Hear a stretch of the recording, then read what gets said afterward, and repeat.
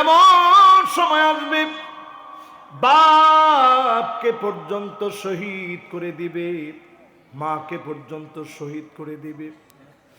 এমন দৃশ্য আমার বাংলাদেশে দেখেছি।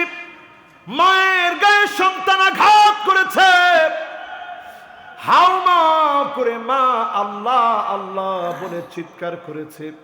মায়ের বলার মতো কোনো ভাষা নাই, বাপের বলার মতো কোনো ভাষা নাই। কাদার মধ্যে ধাক্কা মেরে ফেলে দিয়েছে। একটা বার যদি সন্তান কল্পনা করত এই বাপ আমাকে কোলে পিঠে করে মানুষ করেছে, মাথার মধ্যে রাখে নাই ওকন কামড়াবে বলে, মাটির মধ্যে রাখে নাই পিঁপড়া কামড়াবে বলে কোলের মধ্যে বাপ রেখে দিয়েছে। সন্তানের কোনো আঘাত লাগলে নিজের শরীরে বাপ লাগিয়েছে, সন্তানকে লাগতে দেয় নাই।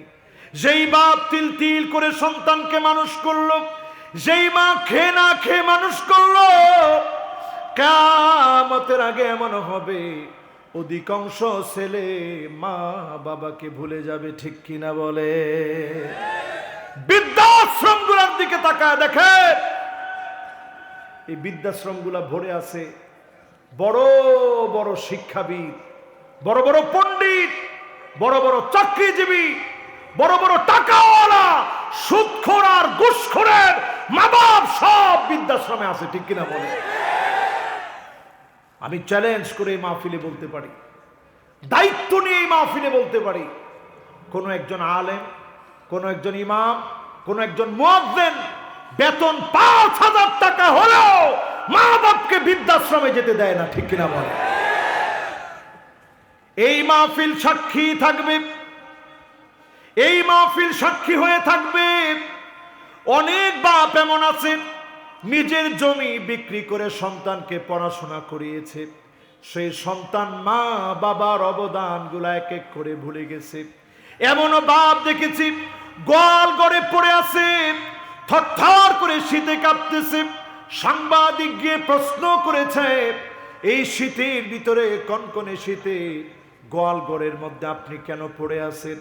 জবাব দিয়ে বলেছে, আমার ছেলের মান সম্মান চলে যাবে আমি গেলে, আমি ভিক্ষা করে করে খাই, এখন প্যারালাইজড হয়ে গেছি, ভিক্ষা করার মতো শক্তি পর্যন্ত নাই, গোয়াল ঘরে পড়ে আছি, মানুষ দিলে খায় না দিলে না খাই, তারপরেও সন্তানের সম্মান নষ্ট হবে এমন কোনো কাজ আমি বাপ হয়ে করতে পারি না। এই রকম দৃশ্যগুলা চোখের সামনে যখন আসতেছে, আল্লাহর নবীর হাদিস মিলা দেখে পুরোপুরি মিলে যাবে। কিয়ামতের আগে এমন অবস্থা হবে, ওই অবস্থা চোখে চোখে দেখবে। সন্তানের হাতে মা বাবা মারা যাবে, সন্তানের হাতে মা বাবা শহীদ হবে, সন্তানের হাতে মা বাবা অপদস্থ লাঞ্ছিত হবে। ঠিক কিনা বলে?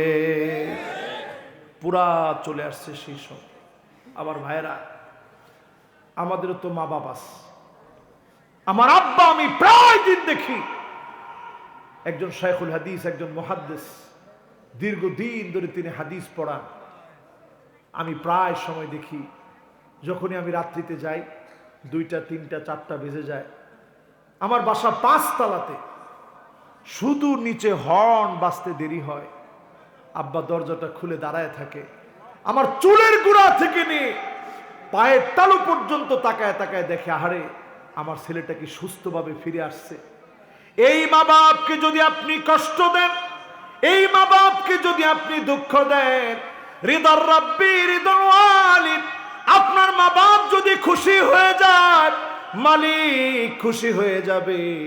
মা বাপ যদি বেজার হয়ে যান, স্বয়ং মালিক বেজার হয়ে যাবে। ঠিক কিনা বলেন? কয় নম্বরে আছি ভাই?